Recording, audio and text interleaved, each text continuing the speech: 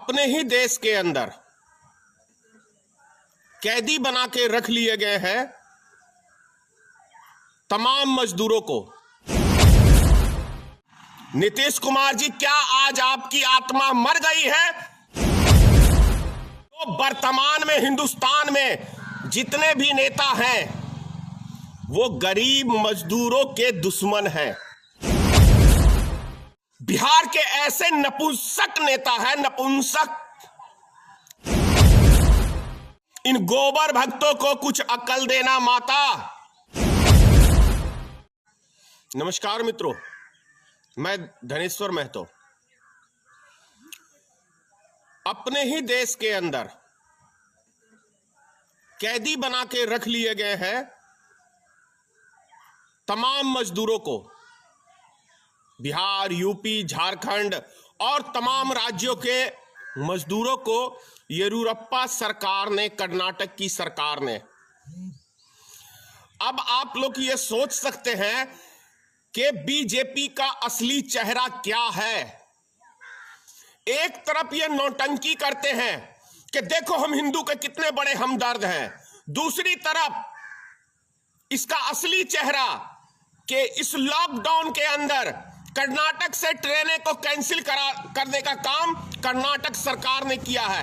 इसका मतलब है कि कर्नाटक की सरकार, भारतीय जनता पार्टी की सरकार, मैं शुरू से कहता आ रहा हूं आप लोग को कि गरीब मजदूर आदमियों की ये दुश्मन है, उनको गुलाम बनाना चाहती है। इसीलिए तो भारत के अंदर एनआरसी लाया जा रहा था। आसाम के अंदर समझ लीजिए, आसाम में एनआरसी के अंदर 19 लाख आदमियों की नागरिकता गई थी, जिसके अंदर लगभग 15 लाख हिंदू थे। और एक भी नेता ने, भारतीय जनता पार्टी के किसी नेता ने एक उफ तक नहीं किया था। और अब जीता जागता आपको यह प्रमाण है कि कर्नाटक के अंदर मजदूरों को बिहार नहीं आने देने के लिए, यूपी नहीं आने देने के लिए, उसको एक हिसाब से बंधक बनाने का काम कर्नाटक की सरकार ने किया है। तो क्या आप, मैं नहीं समझता हूं किसी को समझने में यह देर होनी चाहिए। और सबसे दुखद क्या है कि बिहार की सरकार, श्री नीतीश कुमार की सरकार, उप मुख्यमंत्री सुशील कुमार मोदी, भारतीय जनता पार्टी के, ये एक बिहार के ऐसे नपुंसक नेता है, नपुंसक, जिनके पास कोई कलेजा नहीं है, मानव के लिए कोई दया नहीं है, अपने बिहार के मजदूरों के लिए इनके पास कोई दया नहीं है। नहीं तो जिस टाइम के अंदर बिहार की ट्रेनें को कैंसिल किया गया था, उत्तर प्रदेश की ट्रेन को कैंसिल किया गया था, उसी टाइम इनको आपत्ति करनी चाहिए था और सख्त तरीके से सरकार को चेताना चाहिए था कि बिहार के मजदूरों को आप हमारे प्रदेश में भेजने का काम करें। महाराष्ट्र सरकार यह दावा कर रही है कि बिहार की सरकार ही नहीं, बिहार के मजदूरों को लाना चाहती है।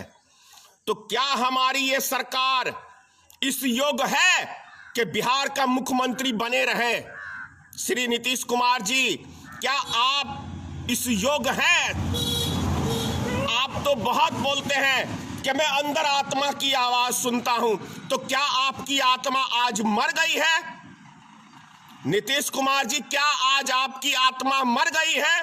जो बिहार के लाखों मजदूर बाहर फंसे हुए हैं और उनका मजाक उड़ाया जा रहा है, वो दाने दाने के लिए तरस रहे हैं, पानी के लिए तरस रहे हैं, और यदि किसी कारणवश वो इंतजाम करके बाहर जाते हैं तो उनको पीटा जाता है। तो मेरे ख्याल से समझ में आ गया होगा हमारे बिहार की जनता को, यूपी की जनता को, झारखंड की जनता को, 3 राज्य के सबसे ज्यादा मजदूर हैं पूरे हिंदुस्तान के अंदर। ये 3 राज्यों किस तरीके से दूसरे प्रदेशों की सरकार उनको बंधुआ मजदूर समझती है। जैसे राजा महाराजा के टाइम के अंदर गुलाम बना के रखा जाता था, आज येदियुरप्पा की सरकार, कर्नाटक की सरकार बिहार के मजदूरों को, यूपी के मजदूरों को, झारखंड के मजदूरों को, यहां तक कि देख लीजिए कितनी बड़ी साजिश चल रही है देश के अंदर कि 3 ट्रेन आसाम के लिए खुलती है गुजरात से, लेकिन उन तीनों ट्रेन को वहां की हाई कोर्ट मना कर देती है। हाई कोर्ट को क्या आवश्यकता है? किसने दायर की याचिका हाई कोर्ट के अंदर, या अपने यहां हाई कोर्ट फैसले देने लग गया? सरकार के पास क्या पावर है? इसका मतलब है सरकार ने याचिका दायर की है हाई कोर्ट के अंदर, तब हाई कोर्ट ने डिसीजन दिया कि हम मजदूरों को आसाम में नहीं बुला सकते हैं। तो मतलब आप लोग समझ लीजिए कि जो वर्तमान में हिंदुस्तान में जितने भी नेता हैं वो गरीब मजदूरों के दुश्मन हैं, चाहे वो भारतीय जनता पार्टी की सरकार हो या किसी दूसरे पार्टी की, मतलब एमएलए या सांसद हैं, क्योंकि ये लोग कोई भी अपने क्षेत्र के नेता को बुलाने का काम नहीं कर रहे हैं। तो आप लोग समझ सकते हैं कि क्या पोजीशन है। दूसरी चीज, खास तौर से उन गोबर भक्तों को कह रहा हूं, गोबर भक्त इसलिए फिर कह रहा हूं, मैं गोबर भक्त किसको कहता हूं फिर समझ लीजिए,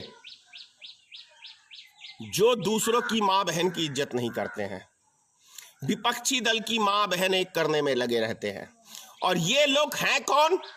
ये भारतीय जनता पार्टी के आईटी सेल के लोग हैं। इनको गाली गलौज करने के लिए ही भारतीय जनता पार्टी रखती है कि आप विपक्षी नेता को उल्टी सीधी मां बहन करते रहो।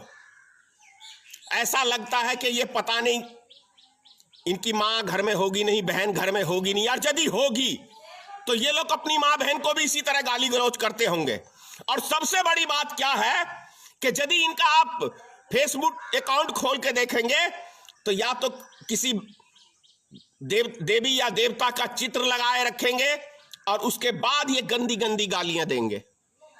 अरे श्री राम ने कहा है कि तुमको गंदी गंदी गाली दो, भोलेनाथ ने कहा है, मां दुर्गा ने कहा है, किसने कहा है?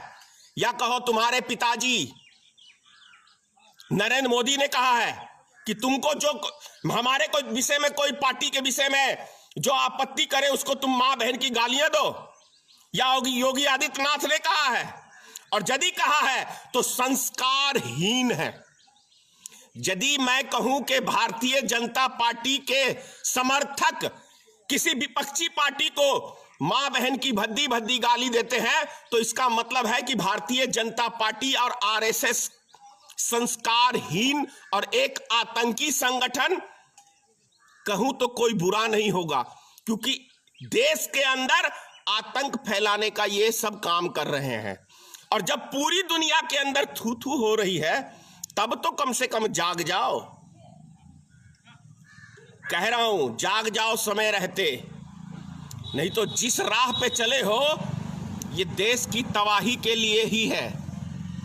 अगर इतिहास नहीं पढ़े हो गोबर भक्तों तो हिटलर का इतिहास पढ़ लो, क्योंकि जो नरेंद्र मोदी जी आज भारत में कर रहे हैं वो हिटलर ही किया करता था। उसकी जीवनी पढ़ लो और नरेंद्र मोदी की सरकार में जो भारत में हो रहा है ये देख लो तो तुम्हें 1% भी अलग कुछ नहीं मिलेगा। और जिस तरीके से विपक्ष को हिटलर भी कहता था देशद्रोही, उसी तरीके से आज सत्ताधारी भारतीय जनता पार्टी के लोग और उसके समर्थक भी विपक्षी पार्टी को देशद्रोही कहते हैं। तो हिटलर की राह पे चलते हो ना। झूठ जिस तरीके से हिटलर बोलता था उसी तरीके से 100 में 100% झूठ, 100% झूठ। मोदी ने कभी अपनी लाइफ में कभी सच कहा ही नहीं है। उसकी जीवन की एक आधार ही झूठ के ऊपर टिका हुआ है। अमित शाह एक क्रिमिनल है, उसका जीवन ही एक क्रिमिनल से जुड़ा हुआ है। तो इसको अच्छी चीजें समझ में नहीं आएगी। लोगों की हत्या कराना ही अमित शाह का एक मकसद है। एक गुंडे वाला गुंडा, भारत का गृह मंत्री जो आज है, अगर हम उसको गुंडा कहें तो कोई बुरा नहीं होगा, क्योंकि अमेरिका जैसे मुल्क ने भी अमित शाह के ऊपर बैन लगाने की बात कर दी है। जिसको नरेंद्र मोदी अपना मित्र समझते हैं, उसी देश ने अमित शाह के रवैये को घोर निंदा किया है। तो समझ लो, मैं जो मुझे धमकियां देते हो, मैं मरने से कभी नहीं डरता हूं। मैं बार बार ही कहता हूं, आया है उसको सबको जाना है, कोई माइका लाल अमर होके नहीं आया है। लेकिन मैं एक सच्चा भारतीय हूं, मुझे अपने देश से प्रेम है, अपने समाज के हर एक वर्ग से प्रेम है, चाहे वो हिंदू हो, चाहे मुस्लिम हो, चाहे सिख हो, चाहे ईसाई हो। और खास तौर से मुझे अपने देश के गरीब, मजदूर, इन व्यक्तियों से प्रेम है, क्योंकि मैं खुद दिल्ली के अंदर 28 साल तक काम किया हूं, मेहनत मजदूरी किया हूं। तो मैंने देखा है गरीबी क्या है। मैं नरेंद्र मोदी की तरह नौटंकी नहीं करता हूं कि मैंने चाय बेचा, मैंने भीख मांगा, मैंने पहाड़ों में तपस्या किया, 14 साल की उम्र में घरवाली छोड़ के भाग गया, 14 साल की उम्र में घर का जेवर बेच के भाग गया। ऐसी नौटंकी मैं नहीं करता हूं। नौटंकी करना नरेंद्र मोदी का काम है और भारतीय जनता पार्टी के सदस्यों का काम है, क्योंकि मानवता तो इनके अंदर है ही नहीं। अगर मानवता होती तो आज 1.5 महीना हो गया है लॉकडाउन हुए, लोग अपने अपने घरों को होते। हम अपने देश के अंदर ही हमें कैदी बना के रख लिया गया है, हमारे गरीब मजदूर, किसान, गरीब आदमियों को। जो अन्नदाता हमारा किसान है, वो फसल काटने के लिए जाते थे गेहूं की, तो पुलिस वाले उसकी पिटाई करते थे। तो हिटलर का ही शासन चल रहा है ना इस देश के अंदर। अगर कोई आदमी सामान खरीदने, दवाई लेने, कुछ लेने जा रहा है तो पुलिस वाले उसकी पिटाई करते हैं, तो ये हिटलर का ही शासन इसको कहा जाएगा ना। क्या गुनाह कर दिया है अपने ही देश में, अपने ही राज्य के अंदर, कि लोग अपने घरों में कैद हैं, ना वो कुछ खरीदने जा सकते हैं, ना कुछ लेने जा सकते हैं। और जब इस महामारी की बात आती है तो दिल्ली के मस्जिद में, निजामुद्दीन में, तो मीडिया वालों ने बड़ा उछाला कि जमातियों ने इस देश के अंदर बीमारी फैला दिया। तो जमातियों को बाहर से आने का वीजा तो नरेंद्र मोदी की सरकार नहीं दिया ना। और अभी जो ये दारू की कई किलोमीटर की लंबी लंबी लाइनें लगी, दिल्ली में क्यों हालात खराब हुए? आजादपुर मंडी के अंदर हजारों की भीड़ डेली होती थी, इसीलिए आजादपुर जहांगीरपुरी का जो हिस्सा है वहां सबसे ज्यादा कोरोना वायरस के मरीज पाए गए। इसीलिए यह सरकार की नाकामी है। यदि पटना की हम बात कर ले तो हजारों की संख्या में सब्जी मंडी में भीड़ लगाई गई, लेकिन सरकार ने इसके ऊपर एक्शन नहीं लिया, क्योंकि वो हिंदू ज्यादा थे, वहां हिंदू मुसलमान करने का मौका नहीं मिला। तो हमारे देश की घटिया राजनीतिक और घटिया पार्टी, इस देश की दुश्मन पार्टी, इस देश की एकता की अखंडता में सबसे बड़ा बाधक भारतीय जनता पार्टी के घटिया लोग, घटिया मानसिकता के, गोबर भरा हुआ इनके अंदर। ये लोग मुल्क से प्रेम नहीं करते हैं, ये सिर्फ अपनी सीट से प्रेम करते हैं और अपने उद्योगपति भाइयों से प्रेम करते हैं। इसीलिए कर्नाटक की सरकार ने हमारे देश के, बिहार के, यूपी के, झारखंड के, उड़ीसा के, आसाम के, तमाम जगहों के लोगों को बंधक बनाने का काम किया है। इतना ही कहूंगा प्रिय मित्रों, समझ गए होंगे कि देश की राजनीति को आप लोग समझ चुके होंगे कि क्या है देश की राजनीतिक।